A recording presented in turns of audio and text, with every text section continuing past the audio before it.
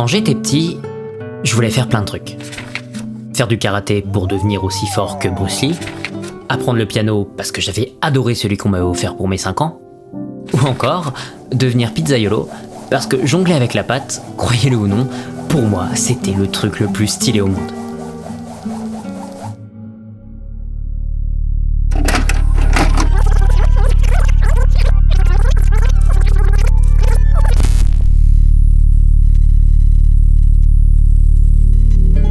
« 20 ans plus tard, quand j'essaye de refaire des mouvements du karaté, je me fais un claquage parce que j'ai plus aucune souplesse. Au piano, je sais juste faire ce truc là, vous savez, avec le poing en mode...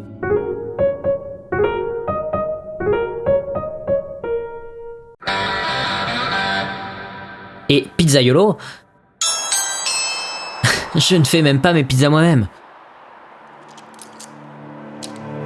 Mais j'avais plutôt bien accepté l'idée. Je me disais que c'était pas grave, que c'était que des rêves de gosse et que si j'avais dû faire tous les trucs qui me faisaient rêver quand j'étais petit, eh bien au moment où je vous parle, je serais actuellement catcheur, vétérinaire, dresseur Pokémon, ninja, super-héros, Jamitse pas sorcier, chanteur, musicien, testeur de jeux. Et c'est normal. Après tout, être jeune, c'était fait pour rêver.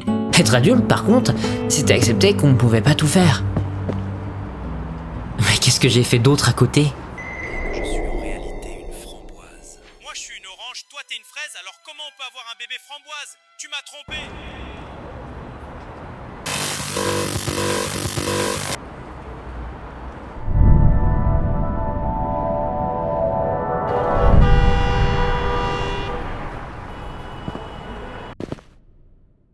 Je me rends compte que j'ai pas fait grand-chose de ma vie. C'est assez simple à vérifier, à vrai dire. Regardez, on s'assoit à son bureau, on prend un stylo, une feuille, et on trace un trait au milieu. À gauche, tous les trucs qu'on voulait faire, à droite, tous les trucs qu'on a vraiment fait. Une fois terminé, on regarde l'écart entre les deux, et on voit si on est en paix avec ce qu'on a écrit. C'est pas mon cas. J'ai l'impression que j'ai commencé tellement de trucs, mais que j'ai jamais vraiment rien fini. Ça me fait réaliser pas mal de trucs. Je me dis que franchement, si ma vie s'arrêtait là, maintenant, j'aurais l'impression d'avoir rien accompli. Pas de trucs dont je suis spécialement fier, si peu de souvenirs qui comptaient vraiment, rien à laisser à ceux que j'aime. Qu'au final, je suis juste resté là à regarder le temps passer. En fait, je crois que j'ai toujours eu cette pensée un peu glauque de m'imaginer à mon propre enterrement. Vous savez, je me demande qui serait présent, quelle tête les gens feraient, quels souvenirs ils garderaient de moi, qu'est-ce qu'ils diraient pendant le discours. 27 jours sans sortir de sa chambre. C'était un record. Il devait se prendre pour une sorte d'ermite ou je sais pas quoi. Que s'il sortait trop longtemps de sa chambre, sa peau allait commencer à brûler petit à petit. Peut-être que c'était un vampire, peut-être juste que c'était un pur. Ouais, il avait un sens des priorités assez particulier. Il savait pas faire un lit correctement. À vrai dire, il savait pas faire grand-chose correctement. Mais c'était dit que c'était plus intéressant de connaître parfaitement les moudras de la boule de feu suprême ou les line-up de Smoke sur Dust 2. Je vous ai raconté la fois où il s'est chié dessus. Franchement, je vois pas ce qu'ils pourraient dire d'autre, et je peux pas leur en vouloir. C'était pas de leur faute si j'avais décidé de devenir un simple spectateur de ma vie. J'ai toujours pensé que je faisais rien parce que j'étais un flemmard, que c'était dans ma nature et que quoi que je fasse, ça changerait fondamentalement pas ce trait de caractère chez moi. Pourtant, à chaque fois, je peux vous dire que je me retrouvais à m'investir dans des trucs objectivement très chiants et qui n'avaient foncièrement aucune utilité. Donc c'était pas tant que je faisais rien, c'était que je faisais pas les choses qui comptaient vraiment. En fait, je crois que j'ai toujours eu un problème avec le fait de m'investir sur la durée. Dès que je découvre quelque chose de nouveau, au début, je suis curieux, je trouve ça cool, j'ai envie de m'y intéresser. J'ai ce pic de motivation qui me pousse à m'y investir corps et âme. C'est pas un problème, je suis discipliné, je suis rigoureux, j'apprends vite et je suis rapidement bon. Je commence à me dire que j'étais fait pour ça. Je suis béni, c'est super facile, je suis le meilleur. Je regarde ce que font les autres. Je suis pas le meilleur. C'est plus aussi facile qu'au début, et en fait, je suis pas béni du tout. Tout ce délire-là, c'était une image que je m'étais créée. Je suis même pas très bon. Je progresse plus aussi bien qu'avant, je commence à voir tous les trucs qui vont pas et j'arrive plus à apprécier la moindre chose que je fais. Je réalise que si je veux atteindre le niveau que j'espère à la base, il me faudra des années de travail ou une quantité d'efforts astronomiques que je suis pas prêt à faire. Donc je me trouve une excuse pour tout arrêter. Pour le karaté, c'était parce que je montais pas assez vite dans les ceintures. Pour le piano, c'est parce que prendre des cours avait l'air chiant. Pour pizzaiolo... Non mais sérieux, il y avait probablement des tas de métiers plus cool que ça, non? Et ça continue encore aujourd'hui. Il y a pas longtemps, j'ai eu l'idée de tester le dessin. Je me suis arrêté au bout d'un mois parce que je trouvais que je progressais pas assez vite. Je trouvais mes cercles pas assez bien, mes proportions mauvaises, mes perspectives complètement à l'ouest. Je passais des heures à faire des ronds, des carrés, des triangles sans aucun résultat concret. Alors il me fallait une excuse. C'est vrai que quand j'y pense, je tiens mon crayon bizarrement. J'ai jamais été très manuel, on m'a toujours dit que j'avais tout bras gauche, alors le dessin, c'est peut-être juste pas fait pour moi. Bref, à chaque fois une excuse différente, mais à chaque fois le même résultat. Je veux faire plein de choses, mais je ne finis jamais rien. Au final, je fais tout à moitié. Je sais un peu coder, un peu monter, un peu écrire. Bref, je sais un peu tout faire, mais jamais vraiment très bien. En fait, je crois que je suis accro à l'idée de faire plutôt qu'à faire en soi.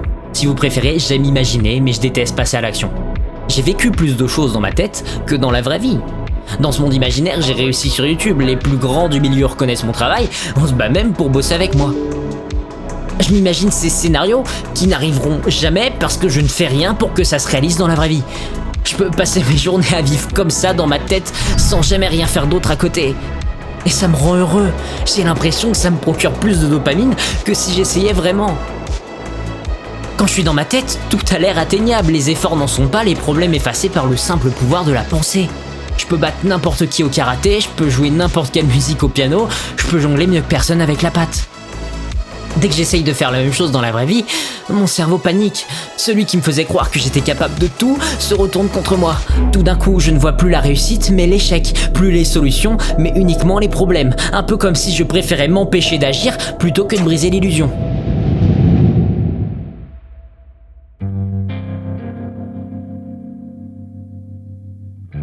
Alors pour m'éviter tout ça, je procrastine. Surtout, sur les courses que je dois faire, ces vêtements que je dois plier, cette chambre que je dois ranger, ces canettes d'Ice Tea qui traînent depuis 2 semaines sur mon bureau. Bref, je reporte tout à demain. Je reporte toutes les tâches que je dois faire à la version future de moi. Qui les reporte à sa version future, qui les reporte à sa version future. J'ai la flemme de me lever le matin, la flemme de me coucher le soir. Je suis coincé dans cette boucle à répéter les mêmes putains de trucs chaque jour en espérant que demain sera différent. J'ai tous les 2-3 mois une sorte de sursaut où je me dis que je vais soudainement changer les choses. Je regarde une vidéo sur la procrastination et je pense avoir le déclic. Les arguments sont ultra pertinents, c'est maintenant que tout se joue. Alors je désinstalle les applis qui me font perdre du temps, je me crée des routines LC, je coche des trucs dans des listes, mais ça dure quelques jours, au mieux une semaine.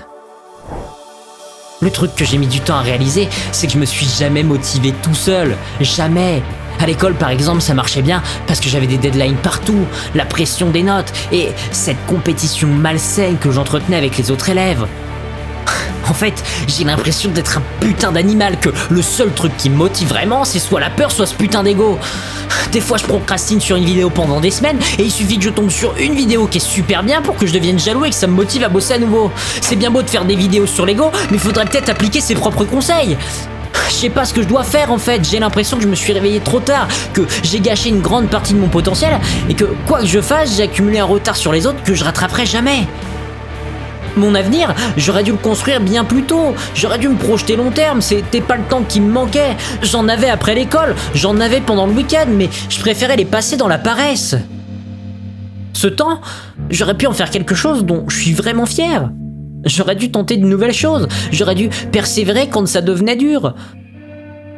Cette chaîne par exemple, mais j'aurais pu la commencer il y a 10 ans, ça me faisait déjà envie, mais je l'ai pas fait parce que j'ai toujours eu peur qu'on me regarde bizarre et qu'on se moque de moi. Alors oui, je sais, je me réveille un peu tard, mais au final ça m'arrange bien, je pourrais toujours abandonner YouTube en cours de route, regarder cette chaîne et me dire qu'au moins j'aurais essayé.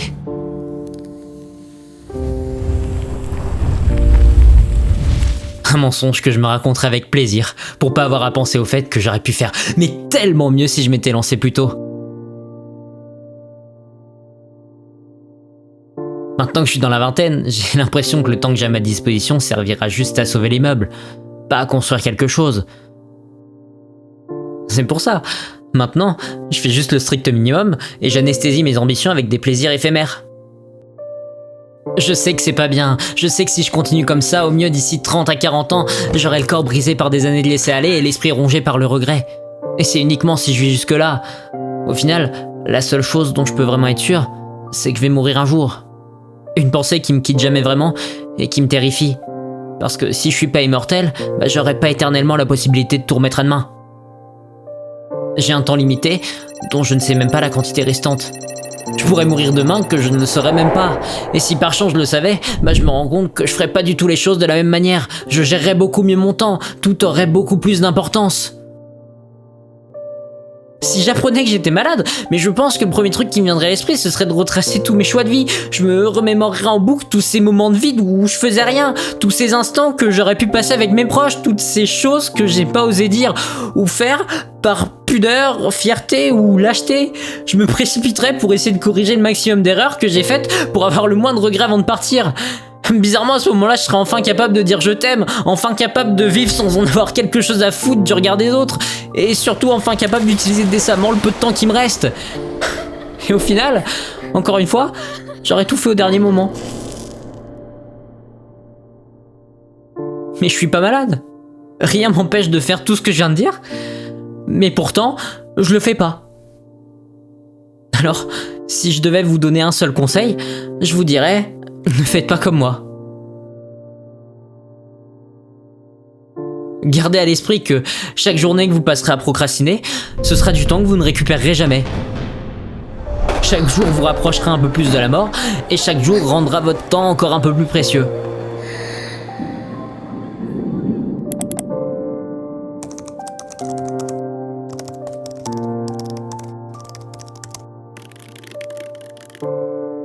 N'attendez pas les 5 dernières minutes pour commencer à vivre.